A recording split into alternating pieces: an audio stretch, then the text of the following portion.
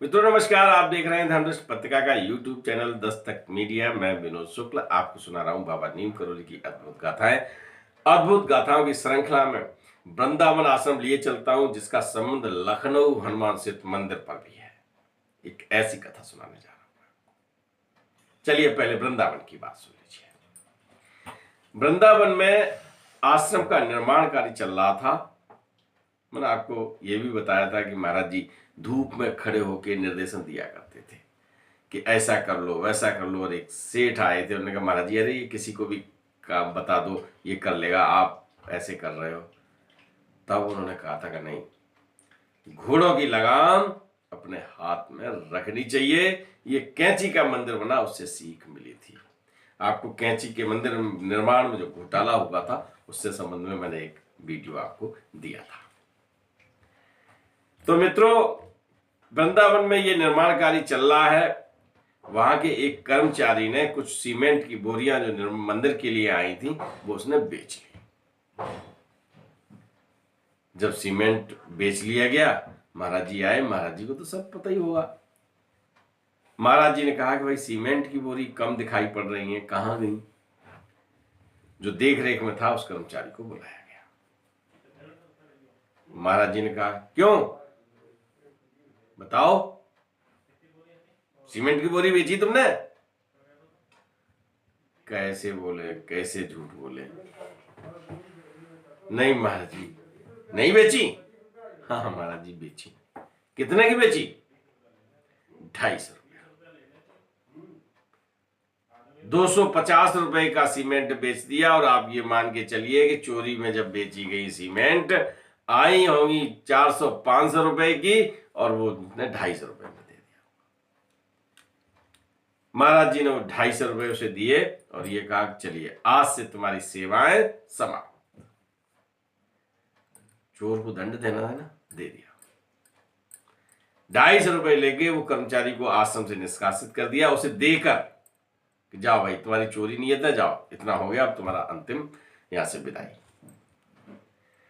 वो कर्मचारी चला जाता है और बहुत दिन तक वो काम पाने की जगह जगह प्रयास करता है कि कहीं ना कहीं काम मिल जाए जिससे जीवन चलने लगे।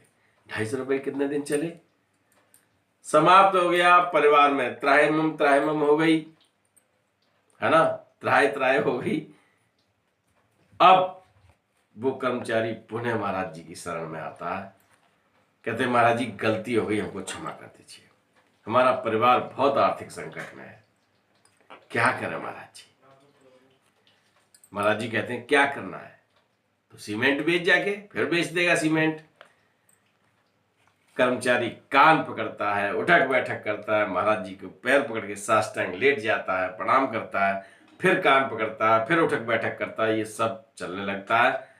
महाराज जी कहते हैं अच्छा रुक, तेरा इंतजाम करता हूं। और महाराज जी उसको हनुमान सेतु मंदिर लखनऊ में सेवा के लिए भेज देते हैं। अब आप ये पूछेंगे कि वो कर्मचारी कौन सा था, क्या नाम था? तो भाई हमको जो सूत्र हमारे हैं वो नाम नहीं बता रहे। एक सूत्र है, वृंदावन से हनुमान सेतु मंदिर भगवान सिंह विष्ट गए थे सेवा के लिए। आजकल वो मुख्य पुजारी हैं वहां पर, जिनको महाराज जी भवनिया कहते थे। मैं अब की बार जब लखनऊ जाऊंगा तो भवनिया जी से मुलाकात करके उस चोर का नाम पूछूंगा कि जिसने सीमेंट की बोरी 250 रुपए में चुराई थी। उन्हें मालूम होगा पक्का, क्योंकि वो वृंदावन में भी थे और फिर वो हनुमान सेतु मंदिर में पहुंच गए। तो कौन सा कर्मचारी वृंदावन में दंड स्वरूप भेजा गया था, और दंड इतना अच्छा कोई दे कि वृंदावन आश्रम थे, हनुमान सेतु मंदिर में, तो प्रमोशन हो गया। दंड भी महाराज जी देते थे तो भक्त का कल्याण कर देते थे, ठीक है ना। तो भवनिया जी से पूछता हूं, किसी एक वीडियो में आपको बताऊंगा, ठीक है।